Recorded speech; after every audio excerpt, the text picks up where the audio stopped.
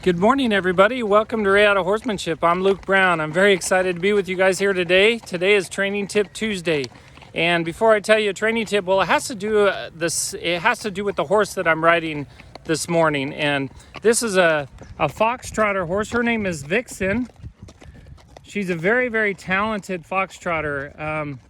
She came to me with some issues of throwing her head, so she tosses her head and gets frustrated when she's going forward and feels a little bit of pressure in the bit. And she also has a hard time transitioning between a walk, a gait, and a canter. And then she has a hard time maintaining her gait. She'll break into a trot, so she's kind of trotty. So this is a gaited horse that's got a few issues to work on, but they're relatively small compared to a lot of the horses that I work with. But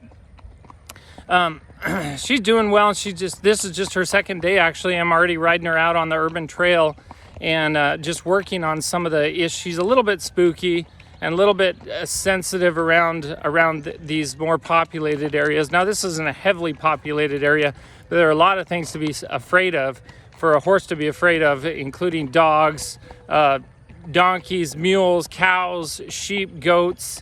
There's even a llama and a couple of emus. There's all kinds of stuff that they can be afraid of that I can desensitize them to out here on the urban trail. And for Training Tip Tuesday, I just want to address one issue about gaited horses, and that is being trotty. So a lot of times a horse will start to get fatigued, a gaited horse, if they're naturally gaited. Now let me say this before I start this tip. And that is, if a horse is gaited, or they're bred to be gaited, but they don't gait very naturally, you can work on that. But every once in a while, you find a horse that just doesn't naturally gait very well, and you have to make them real uncomfortable to get them to start to gait. And those horses, I would say, I like to take the horse's natural ability to gait and work on that. And if they don't have a natural ability, even if they are bred to be a gaited horse, then I recommend to people that they just don't try to focus on that, because it takes a lot of skill and a lot of time and then a lot of maintenance to keep up that gaitedness in a horse that doesn't naturally gait. So, but Vixen, she's pretty naturally gaited. She's a naturally gaited horse, but she does tend to start to fatigue a little and then break into a trot. And that happens in the arena and out here. Now, another reason that she'll break into a trot is because she's not comfortable. So she's kind of nervous and looking around and not comfortable with where she's headed. A lot of times she'll break into a trot. But if she's engaged and she's collected and her hindquarters are engaged, then she picks up a nice gait. It's a nice, almost a rack and at a higher speed, and we can stay out of a canter. So let me talk about getting out of a trot and then coming down from a canter. So if a horse breaks into a trot because they're fatigued, because she's fatigued, of course, the more in shape your horse gets, the better she's going to be about staying and maintaining that gait. So sometimes horses will just gait for a little while and then they'll break into a trot. What you want to do if you want to avoid the habit of trotting. Now, the reason that the horses will start a habit of trotting is because, and I mentioned this to her Vixen's owner yesterday, is horses, a trot is actually easier than a gait. And I explained why. So a trot is a 2-beat gait, so it's 1, 2, 1, 2, 1, 2, with the opposite hind and front hitting at the same time. Now, when they're in a trot, they use the momentum of that trot to move forward. And so it's a lot easier for them to maintain momentum without having to push too hard. And so a trot is easier for a horse compared to a gait in most cases. And in a gait, they have to engage their hindquarters. Now, what does that mean? It means they have to push from their hind end, push forward, and really, really move forward with a lot of force from the hind end. And that, if they're naturally gaited, if they really push from the hind end and they're relaxed, they're going to gait. And good morning. So, in order to get her to gait, so when we're working on it, she breaks into a trot. Now, she might be a little fatigued, or she might just be nervous.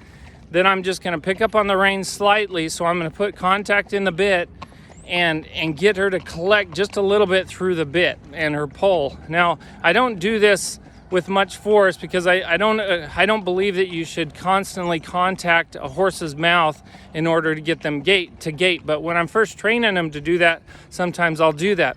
And so I'll put a little contact through the bit with my reins, and I'll use a two-handed approach. So I use my right hand and my left hand on the reins, like a split rein situation, and then I'll put contact in the mouth.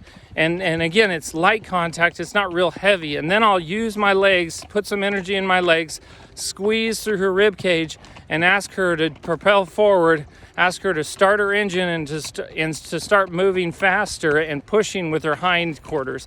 And once she starts pushing with her hindquarters and then is collected in through the pole and her mouth, then she'll typically start to gait. So that's a tip I wanted to give you today. There's so many tips about gaited horses, but if you have a horse that breaks into a trot, collect them a little bit with the bit first, and then start to initiate, or I kind of do it at the same time, and then start to initiate contact with your legs and ask her to move forward at a higher speed. And what I can compare this to with humans is when you're walking, if you're just relaxed and walking, or even if you're just jogging lightly, and that's kind of like a trot or a jog with a horse, if you're doing that, your momentum is carrying you forward, and it's not very hard. You're kind of you're lifting your leg up, and then the momentum of your leg moving forward carries you forward. But then if I asked you to power walk, a power walk is kind of like engaging the hindquarters with the horse. So if you power walk, you're going to start to speed up. You're going to push really hard with your calves, your butt, your hamstrings. You're really propelling yourself forward without jogging. You're walking and you're power walking forward. And a power walk in a human is kind of like engaging the hindquarters in a gait with a horse.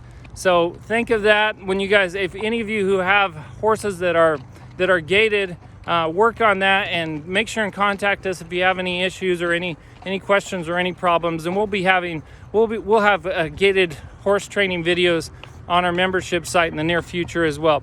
Thanks for listening, everybody. Hope you have a wonderful day. Until next time, stay safe in the saddle.